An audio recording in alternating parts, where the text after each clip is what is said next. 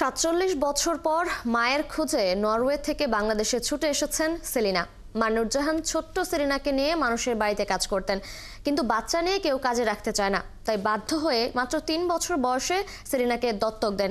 সেই সেলিনার ঠাঁই হয় নরওয়েতে। তার নাম হয় সেলিনা ক্লোফটেন। প্রায় ১ মাস ধরে দেশের বিভিন্ন এলাকায় নূরজাহানকে খুঁজেছেন সেলিনা, কিন্তু সন্ধান মেলেনি। সেলিনার এই অসম্ভব লড়াইয়ের সাথে ছিলেন সহকর্মী শাহনাজ শারমিন। ৫ জানুয়ারি ১৯৭৪ সালে জন্ম সেলিনার। ১৯৭৭ সালের ২৪ জানুয়ারি ছোট্ট সেলিনা পাড়ি দেয় নরওয়ে। সেখানে শিক্ষক বাবা ব্রেনজুলফার কারি ক্লোফটেনের কাছে ২ ভাইয়ের সাথে ছোট্ট গ্রাম স্কাগে বড় হন সেলিনা। এখন নিজেই ৩ সন্তানের মা। গত ডিসেম্বরে নরওয়েতে আরেক দত্তক শিশু এলিজাবেথ ফিরোজার ৫০ বছর পর মাকে খুঁজে পাবার ঘটনা তাকে উৎসাহিত করে বাংলাদেশে আসতে।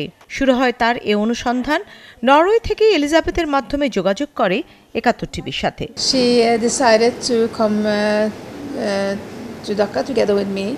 বাংলাদেশে আমার জন্মদাত্রী মাকে খুঁজে পাওয়ার ঘটনায় নরওয়েতে আলোড়ন তোলে।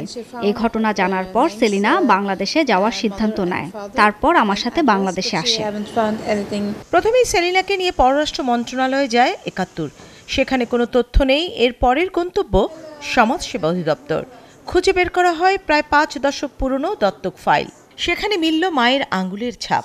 বারবার সেই ছাপ ছুঁয়েই নিজের মায়ের স্পর্শ পাওয়ার চেষ্টা সেলিনার। সমাজসেবার নথি বলছে সেলিনার দাদা দাদি ছিল না।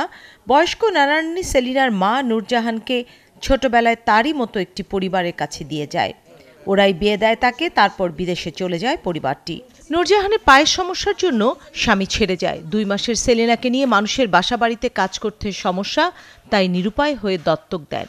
কিন্তু এরপর নূরজাহানের কি হয়েছে সেই তথ্য নেই সমাজসেবার নথিতে। ফাইলে থাকা ঠিকানা ধরে আমরা যাই বনানী মডেল টাউন ১ নম্বর রোডের ৩০ নম্বর বাড়িতে, কিন্তু সে সময়ের মালিকের সন্ধান মেলে না।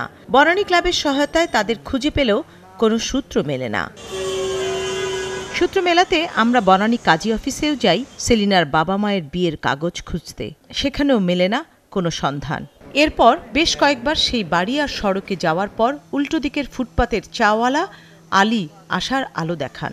প্রায় ৫০ বছর ধরে চা বিক্রেতা আলী জানান, এই শহরে সিরাজগঞ্জের তরুণী নূরজাহানের লড়াইয়ের গল্প। আর সে গল্পে আবার স্বপ্ন দেখেন সেলিনা।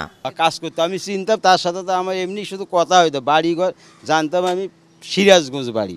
শোভার নামেও আমি চিনতাম, ওনার স্বামীকেও চিনতাম। কিন্তু ওই যে এখানে বসে বসে গল্প করতাম এখানে, তখন এই রাস্তা ছিল ছোটো। তখন এখন অত দিনকার কথা কেউ তো আর বাড়ি তো কেউ জানে, ভাই বাড়ি কোথায়, আমি পাবনা। সিরাজগঞ্জ সিরাজগঞ্জ কোন জায়গায় কার খবর কেড়ে নেয়। ওই এক এলাকায় বলে ছিল, এক এলাকায় ছিল। বাচ্চা ছিল, উনি বলছে যে আমি অভাবী লোক, এখন বাচ্চাকে আপনি পালবো। পরে যে কি করছে বাচ্চা সেটাও তার করতে পারতাম না, তখন খুব অভাব ছিল ওনার।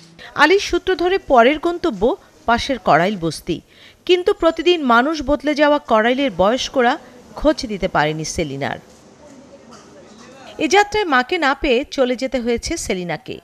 কিন্তু যাবার আগে সবার কাছে অনুরোধ রেখে গেছেন তার মা বাবার কোনো তথ্য কেউ পেলে তা ৭১ টিভিকে জানাতে।